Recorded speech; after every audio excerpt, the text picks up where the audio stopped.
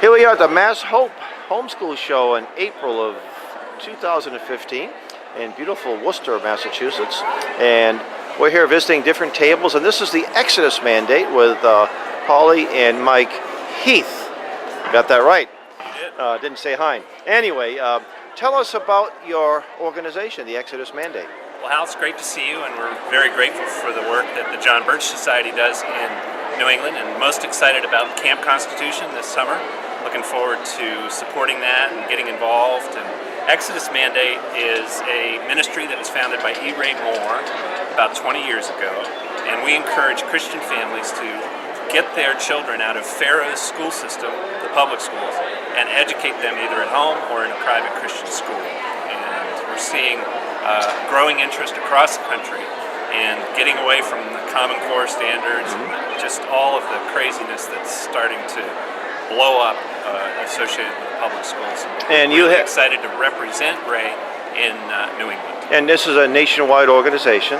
It is. And they have chapters. Are they chapters? Are they chapters in New England? He has representatives around the country. Yeah. And we're, my wife Polly here and I are the representatives in New England. And Polly is a Christian musician who's produced 7 CDs.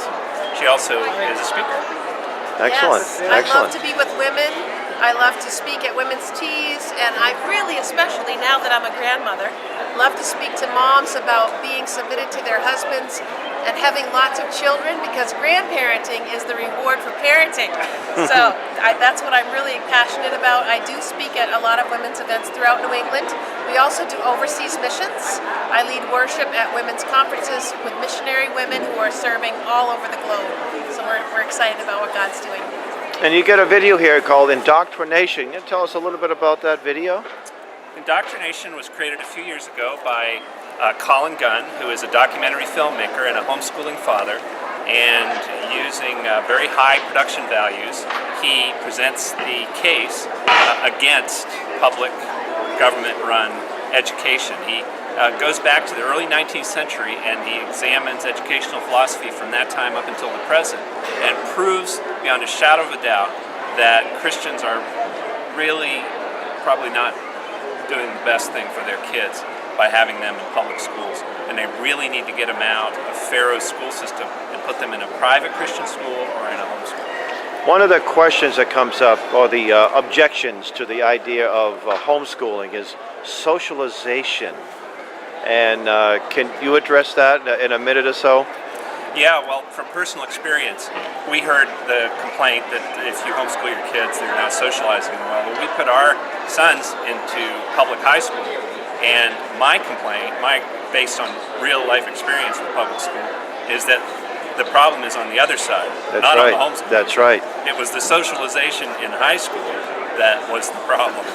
Well, I've learned that we homeschool as well, and I've noticed that homeschool children, maybe with few precious exceptions, not only do they relate well with other people their age, but they relate well with adults. They look you in the eye, they shake your hand, unlike you'll find in public school where they don't look you in the eye, they don't communicate with children younger or older, just their immediate group. Yeah. So I remember a number of years ago, a friend of ours, it was in our church, we had a conversation about having Christian children in public schools, and he thought it was a good idea.